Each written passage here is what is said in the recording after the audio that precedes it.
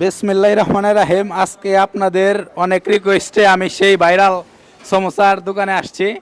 So আইসে দেখলাম যে কাকা হচ্ছে সমোসা বানাইতেছে, দেখতেই পাইতেছেন র ম্যাটেরিয়াল। আসসালামু আলাইকুম কাকা, ভালো আছেন? ওয়ালাইকুম আসসালাম ওয়া রাহমাতুল্লাহ। আলহামদুলিল্লাহ ভালো। আপনি কেমন আছেন? এই তো আলহামদুলিল্লাহ ভালো আছি। কাকা আপনার এটা তো খুবই ভাইরাল একটা সমোসা, জি যে আজকে মানে আসছে দেখেছি সুন্দর করে আপনি বানাইতেছেন। জি। ঠিক আছে, আমরা হচ্ছে অর্ডার দিলাম খাওয়ার জন্য।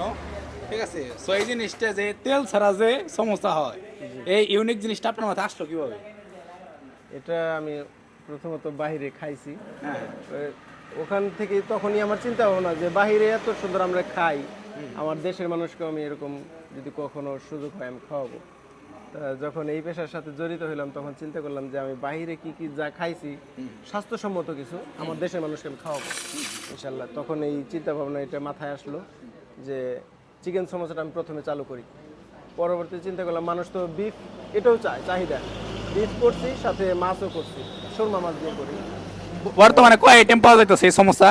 এখানে সমোসা প্রথম এখন 3 আইটেম পাওয়া যাইতেছে, আর চিকেন আর তেলের আইটেমের মধ্যে রোল হয় এই আর এই কি। যে দূর দূরান্ত থেকে যে আসে মানুষ, আসে যে মানে আপনার সমোসার বারবিকিউ, অনেকে বলে সমোসার বারবিকিউ, এই জিনিসটা আপনার কাছে কেমন লাগে যে অনেক মানুষ কৌতূহল নিয়ে আপনার কাছে আসে?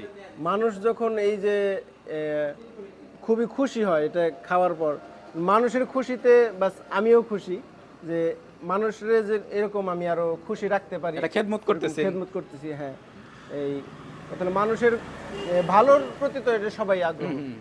আমিও চাই যে এইভাবেই চলুক, আরো এই মানুষ জানুক এটা, আরো যারা জানে না তারাও এসে খায় দেখুক এবং সবাই বুঝুক যে আসলে স্বাস্থ্যসম্মত সম্ভব।